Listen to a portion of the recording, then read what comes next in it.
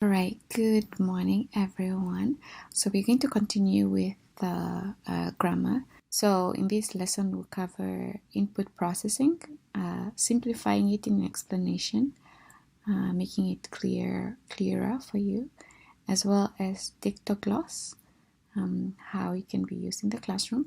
And then we look at the objectives and competencies that we need to cover when we go and teach grades 11, grade 10 and 11 in schools.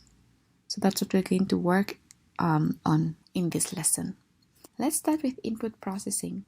So input processing was created by Van Perten, and then he created it because he thought that it may be difficult for learners to attend to meaning and form in the input at the same time.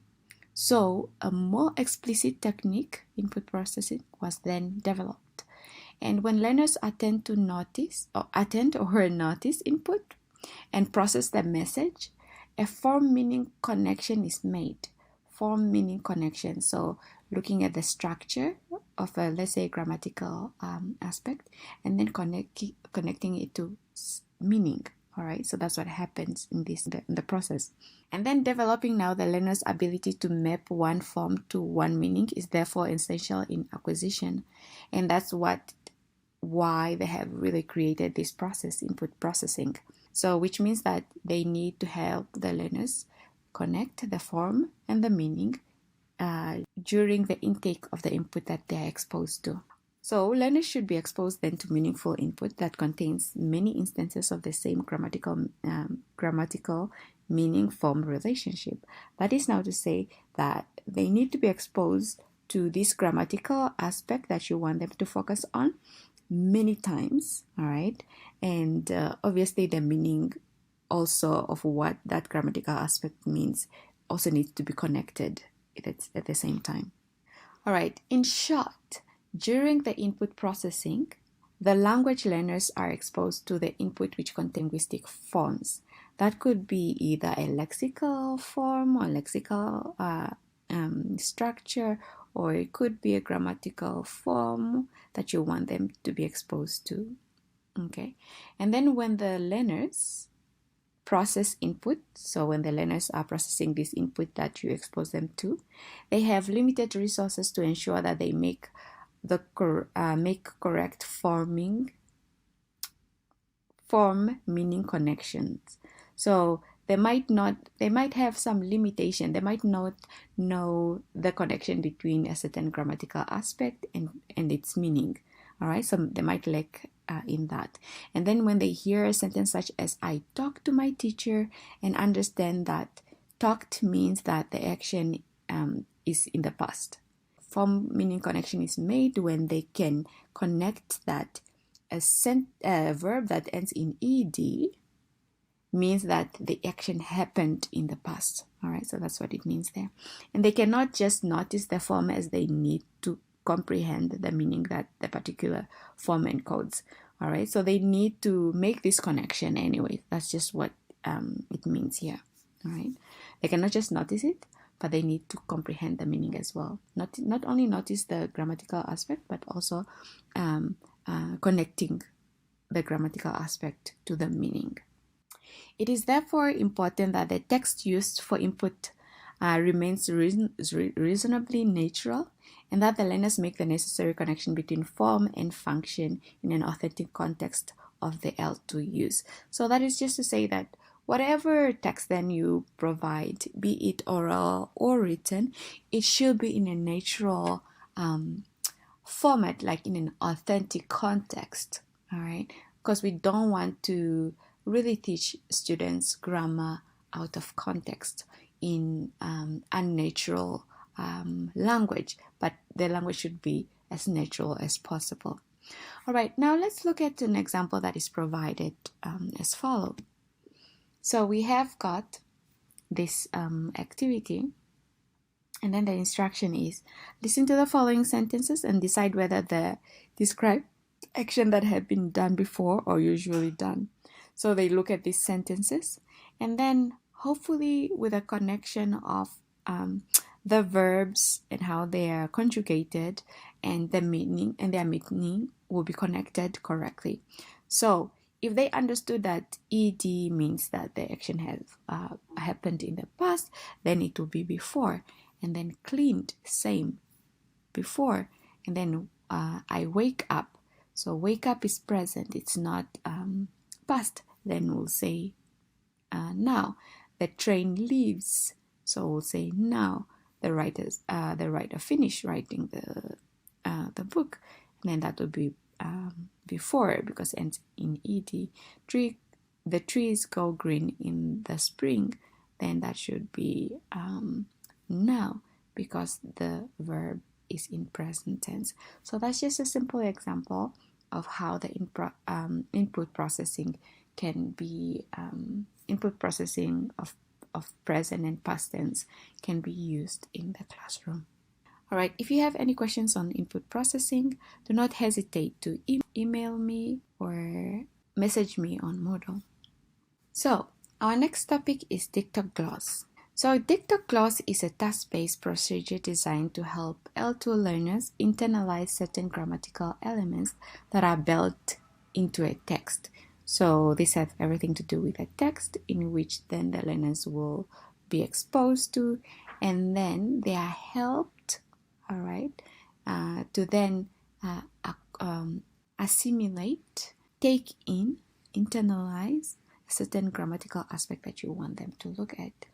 And then through the reconstruction of a text, the learners come to notice a certain grammatical feature, all right. This mechanism has 4 steps or procedures that needs to be followed. The first one is, so preparation is when now the learners are informed about the topic of the text through a series of warm-up discussions. They are given the necessary vocabulary to cope with the task. All right. It is at this stage that they are also organized into groups. And then second, dictation is when the learners then hear the text for the first time at a natural speed. The first time they do not take any notes. The second time, learners are asked to note down keywords to help them remember the content and the content and reconstruct the text.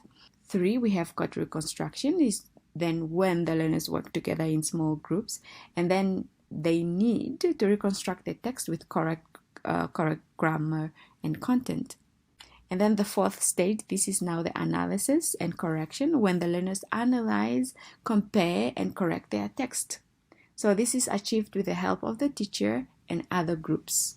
So in the next slide, we have got a figure of an activity where Dictogloss is applied or used in the classroom as a technique. So we have got, here is the technique, this Dictogloss technique. So to the teacher, you intend to teach or practice the use of relative clause. You may choose a text such as the following, in which several instances of the structure occur. So we have got now this reading that the learners need to read on friendship. So they read it. I mean, you read it to them, basically, because it's dictation. All right. And then so in the first step, because we say that there are 4 steps, and the first step is the preparation and warm-up. And then what do? Discuss the importance of friendship, and then the different ways in which someone can be a friend. Examine the different characteristics of a good friend. Also tell the class that they are going to hear a text on friendship. Ask them what they guess the text would include, and then explain difficult vocabulary such as trust, loyalty, sincerity, and then considerate. All right, so now that is the first step, and then you are told what you need to do. In the second one is dictation. So read the text at a normal pace. Ask the learners to jot down the words related to the content as you read, not they, but you read. But then remember that in the steps they say that okay, they can. If you have enough time, they read first without writing anything down, and then maybe on the second listen, that's when you can ask them to jot down some words. All right, and then number 3 is reconstruction. So you need to ask the learners to form groups of either 2 or 3 and pool their resources to construct the text as closely as possible to the original. And then here, you could always ask the learners to get into groups in the first stage, as it has been suggested. But then here also, it's okay, but it's also okay to have them be in groups at the very early stage, so that when they discuss what friendship is about, they're already like getting to know each other and be comfortable working together in groups. But in any case, you decide on when you want to group your learners. But this is just another suggestion. And then in stage 4, analysis and correction. So when the learners have finished reconstructing their texts, the learners you need to ask the learners to analyze and compare their versions. So which means they need to compare their versions with other groups, for instance, if they're working in a group, okay? And then go around the class, help the learners correct their errors, okay? So you need to walk around and just check what they have written and then correct them where they need help, where they're making errors. And then do not show the original text until they are done comparing and analyzing each other's text, like from different groups. Okay, and then if they are working individually within the group, then they compare with a partner that is closest to them, and then they analyze and then compare. And then after that, you then give them the original text. All right, so that's what we have on this Dictogloss technique in the classroom. That's just an example. Now we are moving on to the last point, which is on the objectives and competencies of grammar and language use that is found in the NSSCO syllabus. So for grade 10 to 11. And then we'll just go over just fast on what the objectives that you will have to instruct the learners on.